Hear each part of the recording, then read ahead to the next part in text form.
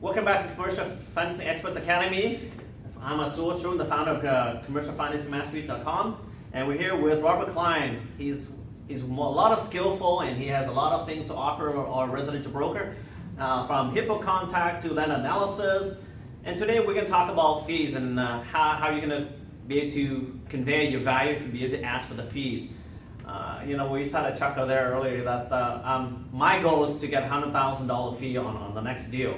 I've come close, but when you co-broker a file, you can have to split into that amount, so that doesn't really count. My biggest fee so far is 17 grand. 17. Well, I only charge 1%, and then you charge 2%. So I still need the training. I've had this since day one when I could barely. But you know what? I was scared initially to do 1%. I'm like, I didn't know. And the fact now is like. You were sweating bullets for it, right, the first time. You don't know what to do, right? But now I'm just like, yeah. In order for me to do this, the lender's not going to pay me, so it's going to be 1% fee. And generally, they're like, yeah, okay, sounds good. That's like, can you just get me the freaking mortgage? And these are not clients that make 100 grand a year and have a 300 grand mortgage. These are people that make 100 to 200 grand a year and want to have 4 or 5 mortgages total. So there is interest in finding super intelligent people to go get them into many properties as possible. That's right. That's pretty much it. Yeah.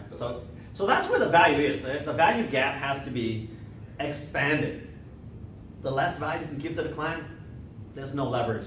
Yeah. I mean, for me, for example, like this one deal that I definitely know it's going to be over that because it's between 5 to 6 million. So when I told the client that this project is very complicated and there's a lot of uphill battles, and I laid out all the issues that they're going to face. I said, you can do this on your own, but you need to overcome these issues.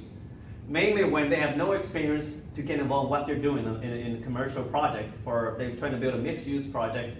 They've done a 300 building single-family home in the past, but now the first project is going to be 6-unit low-rise.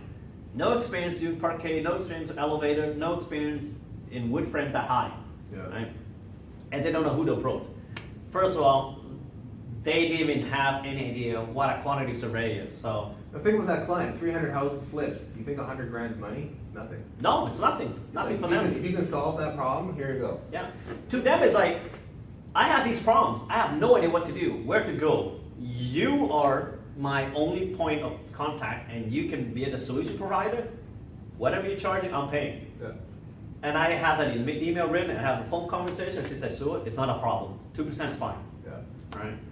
So the point is that you need to show the value in that. Right off the bat, I said, you know what, you can do it, and here's how you need to do it. I actually just had a client yesterday, called me up, and he's buying a 14-plex.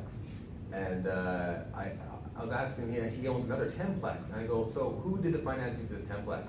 And it was a credit union, it was a small credit union in the middle, in Kelowna or something like that. I actually never heard of it before. So I said, why aren't you just using them?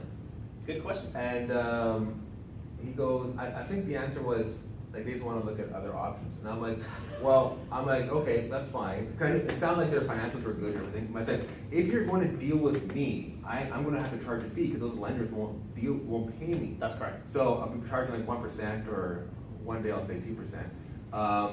And the client's like, okay, that's fine.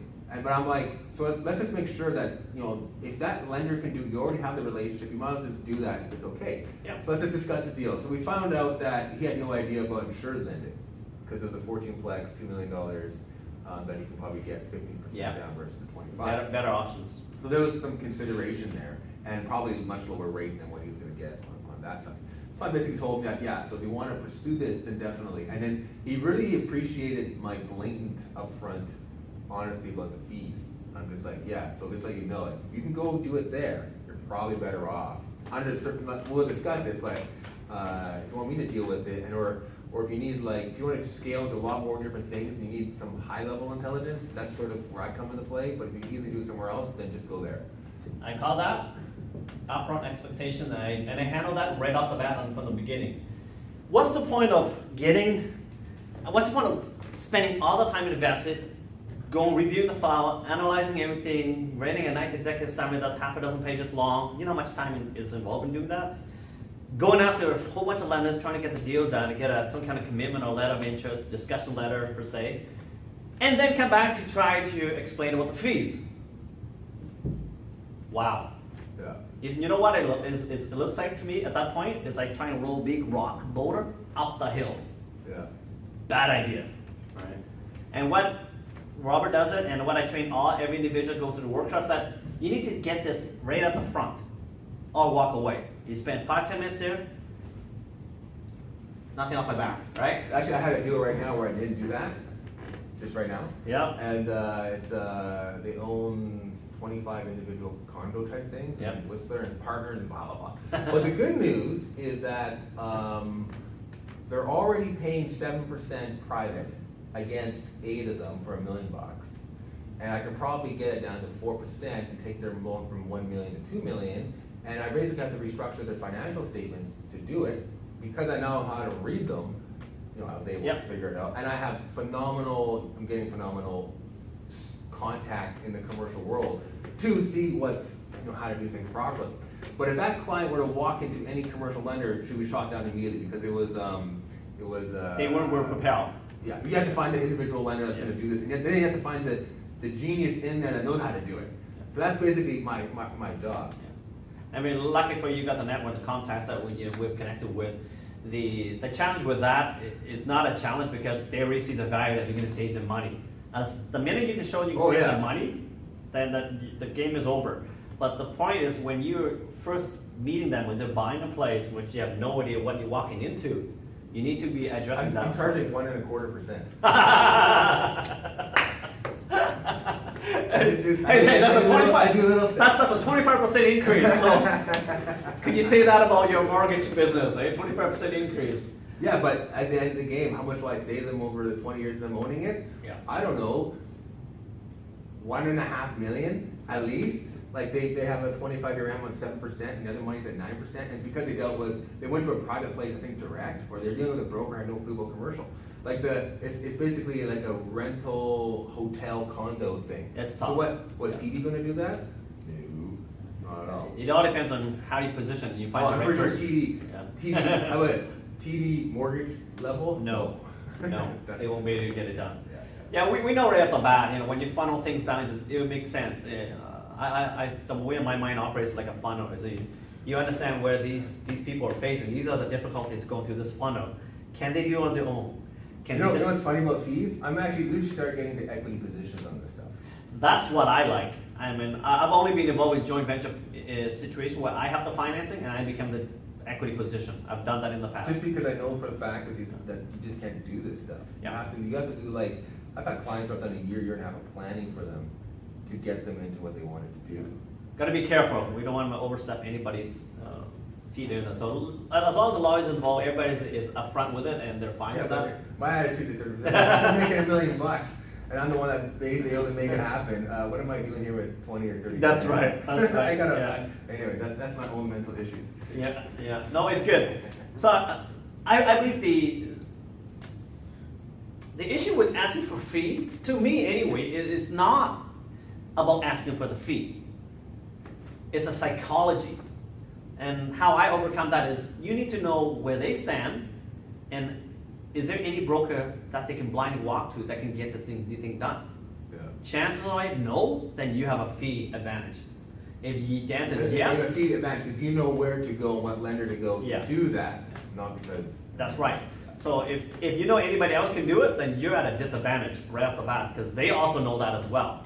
Yeah. Right? So you have to overcome that somehow. Like I know in ILMB, I see some comments about charging fees, and they're just all in shock and how dare you could do that. Oh yeah, I mean. I find that entertaining, but I understand. But come to Vancouver and go finance a $7 million place, and then basically their choice is this: you go figure it out, or I'll go figure it out for you, and you pay me. Yeah. You know what? You can either whine and complain, or you go and get it done. Or you can actually analyze further versus taking things for face value and understand much more details of what was actually happening. Yeah. So. There's different ways to get things done. Our ways: get the fee, get it done. Clients will pay you. The only issue that you have to overcome is right between your ear. Ask for the fee. After a few times, how do you feel about asking for a fee now? Oh, I couldn't care less. I don't care if you say no. Doesn't matter. Yeah. bye-bye. Because if you're going, if I'm charging a fee, it basically means all the broker channel lenders that I'm dealing with can't touch this. Yeah, That's why. yeah. So otherwise, I wouldn't be charging. When's the last time you could do a blanket loan on over 8 properties, all HELOC? I don't know any residential mortgage broker lender can do that. No. Right. Another thing I'm starting to learn is that the mortgage broker channel lenders like look at us as a sales channel. So for example, what TD Bank does at the branch or at mobile level is It's just another channel. radically different than what we can do at TD as a broker. When I say radically different, like you wouldn't believe the difference. Like I was in hardtack mode. They were explaining the things that they could do. I was like, are you? Is this even legal? Like, Yeah. That's almost the level of stuff they were doing. You know what? The way I look at it, you can either say call it unfair, call it whatever you want, but at the end of the day, is Rob and I decide to, hey, we don't like this the way they play this game. We're gonna find a way. What's interesting? I started this route down 2 years ago when I started your course, just opened my eyes to different things.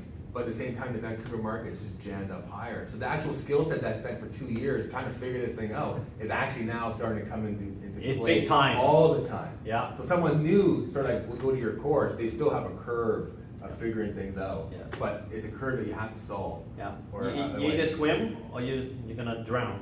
Yeah. This is the new era for all the mortgage brokers out there. Yeah. Thanks for sharing with me on regarding the fees and how to overcome and psychology behind that. We'll go talking further discussion down the road as well in other videos how to overcome it in a different way and how I do it when it comes down to meeting with a client as well down the road and when to go into deep dive. Thanks for watching. Look forward to see you next video. Have a great day.